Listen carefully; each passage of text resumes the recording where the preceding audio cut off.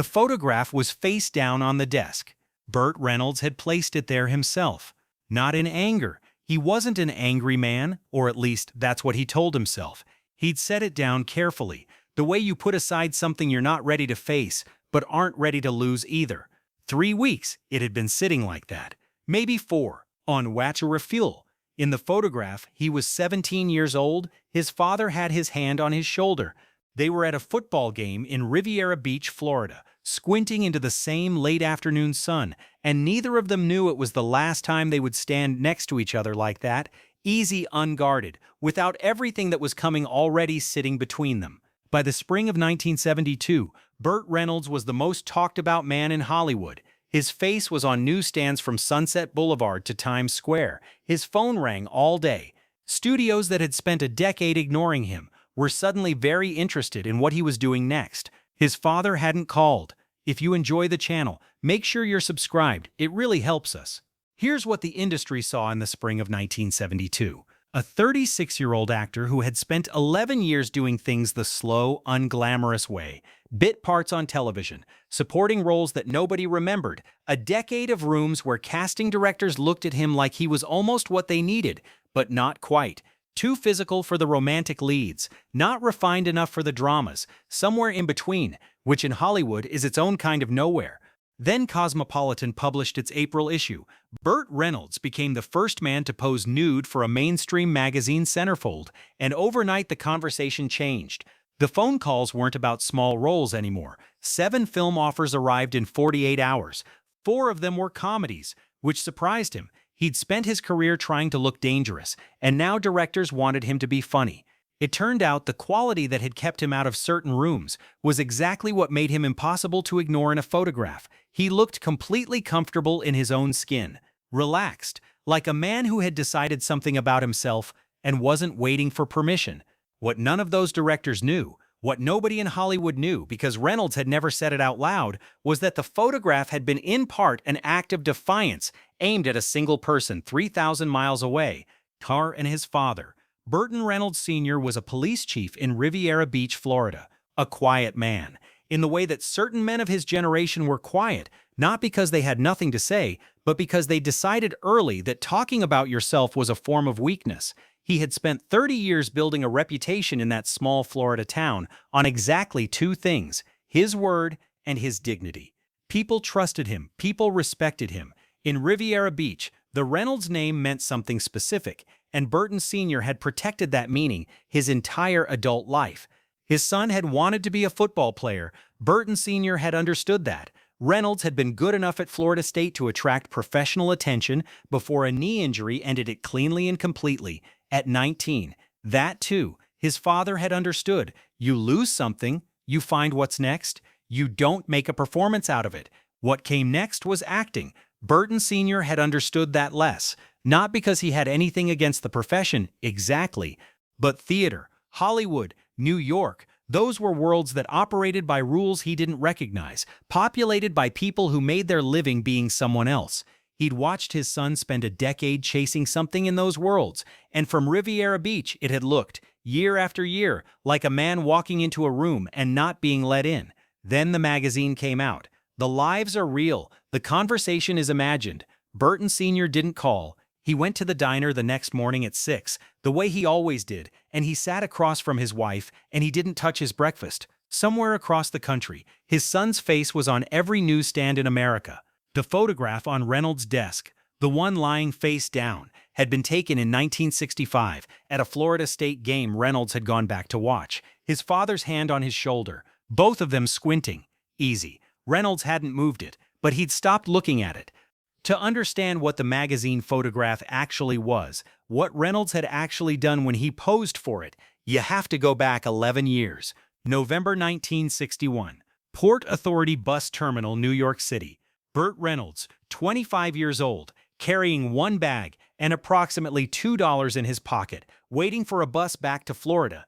Universal Studios had dropped his contract 3 days earlier.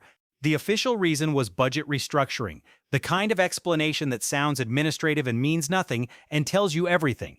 The unofficial reason, which Reynolds would hear secondhand years later from someone who'd been in the room, was simpler: not enough of anything.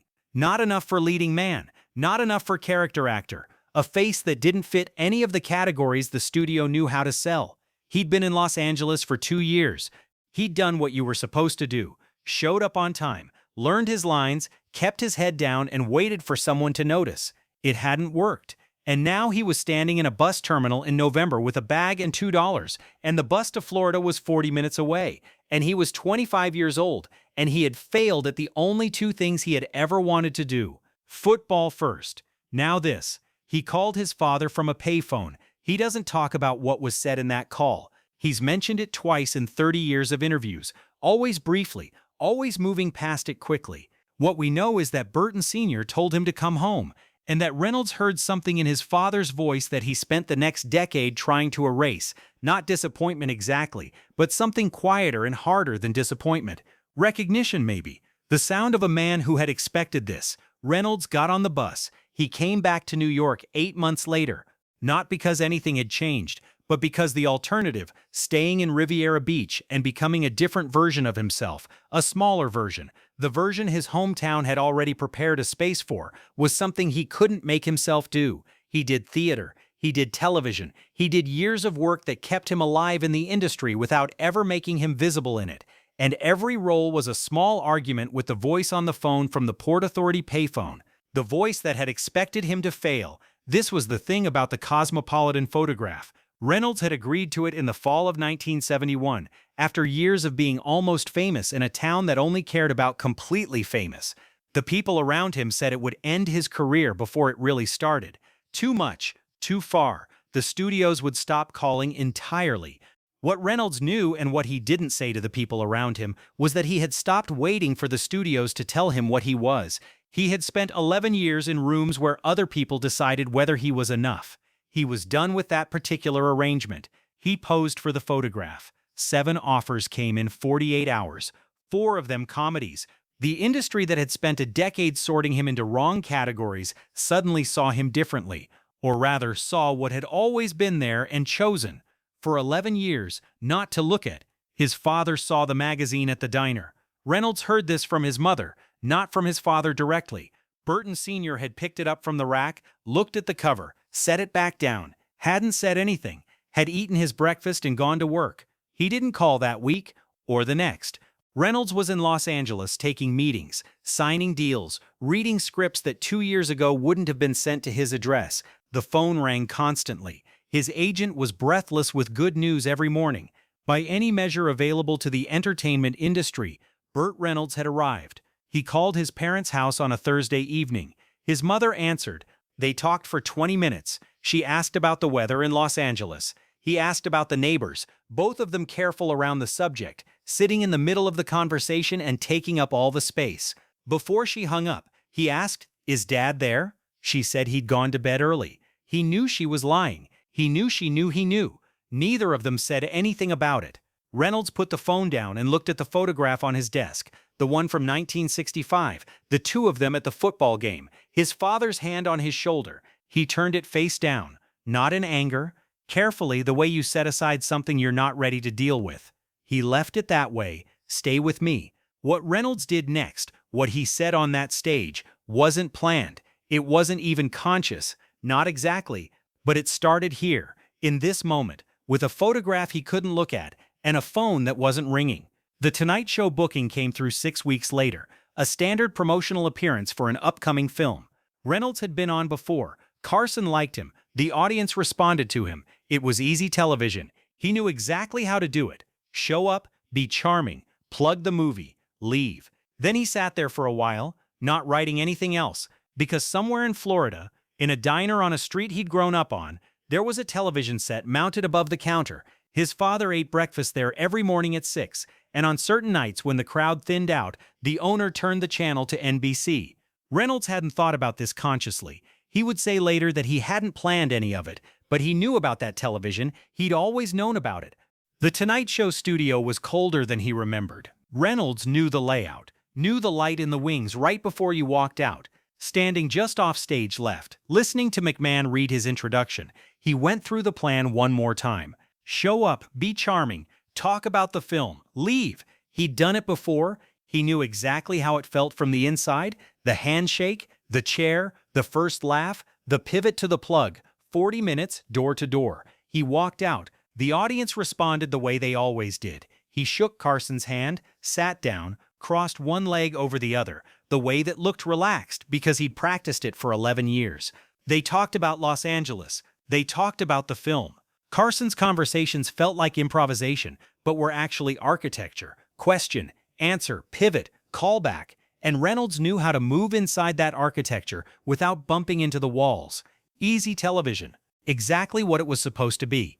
18 minutes in, Carson made a light joke about the Cosmopolitan photograph. Nothing cruel, just a knowing smile, the kind that lets an audience feel they're in on something. Reynolds smiled back, opened his mouth with the response he'd given a dozen times in 6 weeks, something self-deprecating, something that would get a laugh and move things forward. He got 3 words out, then stopped. Not a pause, not timing. He stopped the way a man stops when the right thing and the wrong thing have switched places somewhere in the last 3 seconds, and he can no longer tell which is which. My father, Reynolds said, hasn't spoken to me since it came out.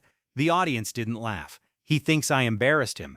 His voice was even, performing the absence of distress, in the way that men of his generation performed the absence of things taking up enormous space inside them. He still thinks I'm embarrassing him. 9 seconds. Nobody spoke. The audience sat with it. McMahon sat with it. Carson sat with it. Then, how old is your father? Wrong question and right question simultaneously. Wrong because it was factual, a way of stepping around what had just been said.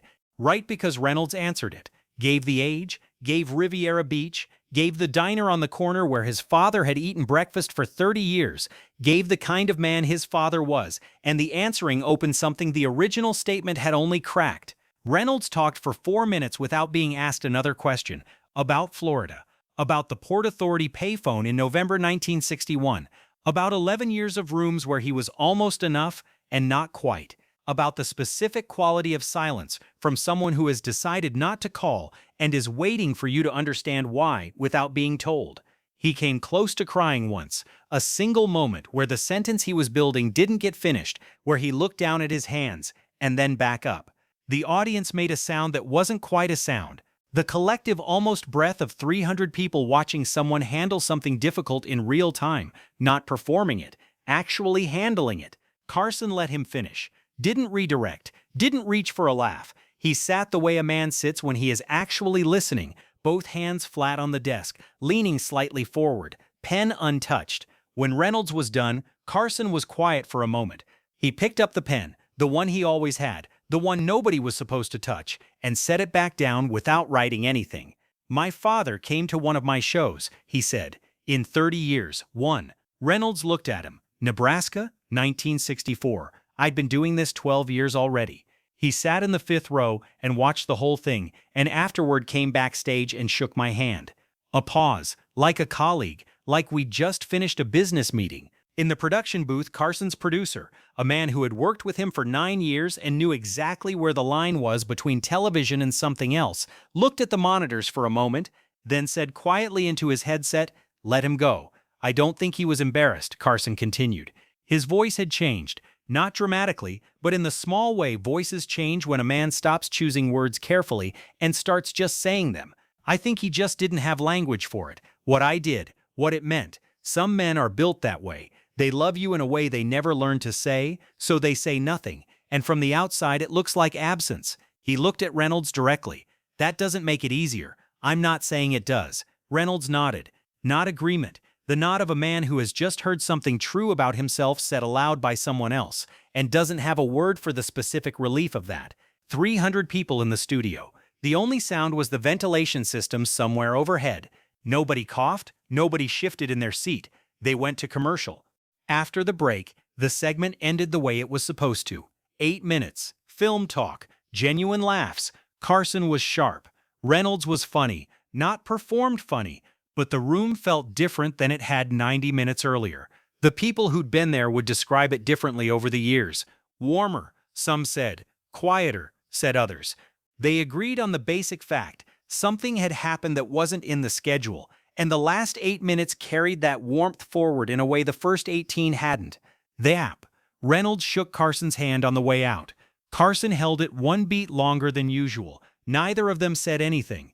Jurl, what Reynolds had never told anyone was why he'd agreed to the booking in the first place, not the film. The film didn't need the promotion badly enough to matter. The reason was the diner. His mother had mentioned it once, years ago. In the offhand way you mention something that seems too small to be significant. Your father watches that Carson program sometimes, when he stays up late. Reynolds had filed it away without knowing why. When the booking came through, he looked at the notepad where he'd written the film's name and sat with it for a long time. He wasn't thinking about ratings. He wasn't thinking about the photograph or the 7 film offers or any of the machinery that had been running at full speed for 6 weeks.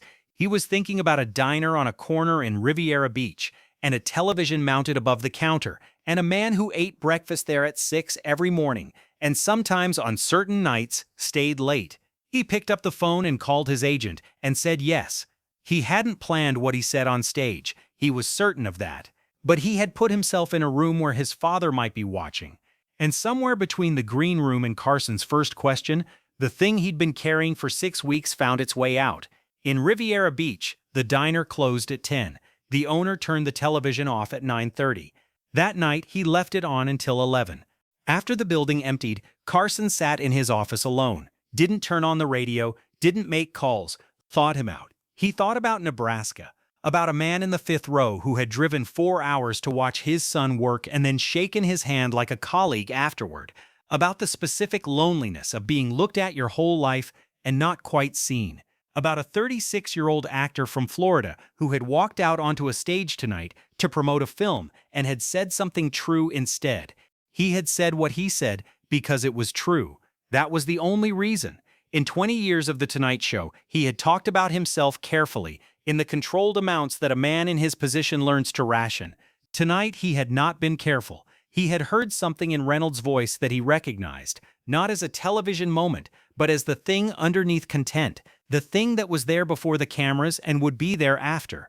Lochter Wuddy Deero. He sat there for a long time, then turned off the light and went home. Did Trucker? Burton Reynolds Sr. called on a Thursday, 5 days after the broadcast, 7:40 in the morning. They talked for 11 minutes. His father didn't mention The Tonight Show, didn't mention the photograph. Before he hung up, there was a pause. Then, "You did good work. Not on the film, just, you did good work," said quickly, the way a man says something he's been holding too long. Reynolds said, "Thanks, Dad." Put the phone down, picked up the photograph from the desk, face down for nearly 2 months, and set it back, face up. Katie, he kept it that way for the rest of his life. In 2018, 3 weeks before he died, a journalist visiting his home in Hobie Sound described the nightstand, a glass of water, a paperback, and a photograph of 2 people at a football game, both squinting, one with his hand on the other's shoulder. The journalist asked about it. Reynolds looked at it for a moment. "That's my dad," he said. "We had a good night once. 2 men in a television studio who accidentally told each other the truth. If this story stayed with you, share it with someone who might need it, and subscribe if you haven't yet.